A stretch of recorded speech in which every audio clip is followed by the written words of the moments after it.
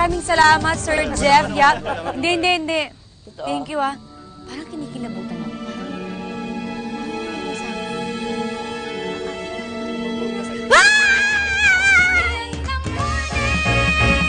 Tuloy ako eh.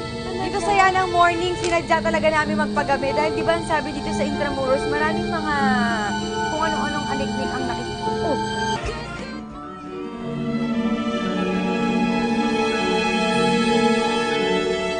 Tuloy ako eh.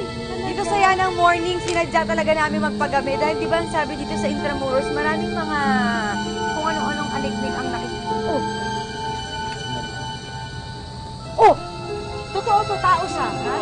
Dito sa Fort Santiago, minit namin ang paranormal expert na si Miss Jade Martin dahil may kakaiba daw siyang love story na ibabahagi sa amin na nangyari dito mismo sa Intramuros.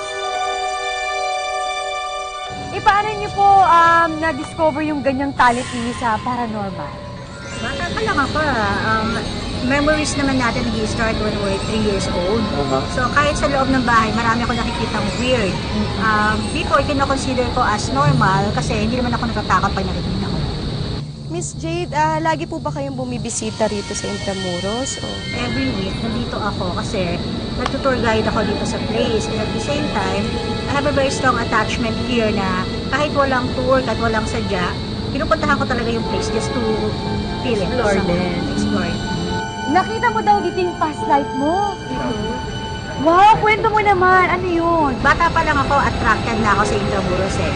Attached na ako ever since. So, recently naman, it was just this year when I decided na mag-conduct ng ghost walk. Ito mismo sa lugar ng Intramuros. Ghost walk. Ghost walk? Sino po si Scott sa Past life. Scott Daniel, sa past life ko, is a soldier na naging boyfriend ko daw sometime this 1958, according to my past life regression. And etong Intramuros, parang nagsiserve ito as baluarte naming dalawa kasi dito nabuo lahat eh. And at the same time, kaya ko ginagamit yung term na baluarte for us kasi yung wagas na pagmamahalan daw na nangyari between us is kasing tibay ng baluarte ng Intramuros. Wow. Eh, ano po nangyari after? Bottom line is, yung guy nagpakamatay dito somewhere sa Intramuros. Okay. Somewhere outside Fort Santiago. And I was able to capture a photo of him, a very clear one, dito mismo sa loob ng Fort Santiago. Alam mo, si Scott nandito. Binibigyan kanyang flowers. No? Meron ako na-encounter na ghost na naglilinggo sa Intramuros. Naisipan kong gayain yung mga kagrupo ko para mag-investigate sa Fort Santiago. Ako naisipan ko na pumunta dun sa harapan ng cross kung saan mass grave ng mga American soldiers during the World War II. Nag-capture ako ng picture using my phone. Nung in-upload ko siya sa Facebook, maraming nag-comment. Sila sabi, may na-capture akong entity. Nagkaroon ng mga events sa buhay ko na nag-bother sa akin.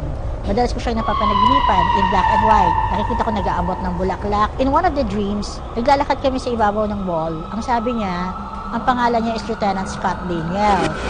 After ko mag-undergo ng past life regression, doon naglinaw lahat ng mga nag-gather kong research, mga information.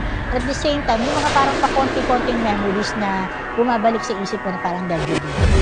Ang nakita ko sa past life regression ko na years 1958, and I was Emiliana then, isa akong singer sa isang club somewhere in Intramuros. We became acquainted until nagkaroon ng romance between us. So what happened after that is, parang nawala siya ng matagal. Hinihintay ko siyang dumating, magpakita uli. It was so sudden that he disappeared. Ang last scene, nagkakagulo daw sa isang puno sa labas ng Fort Santiago. It turns out, may nagbigting guy, which is Scott. So yun yung nakita ko sa past life regression.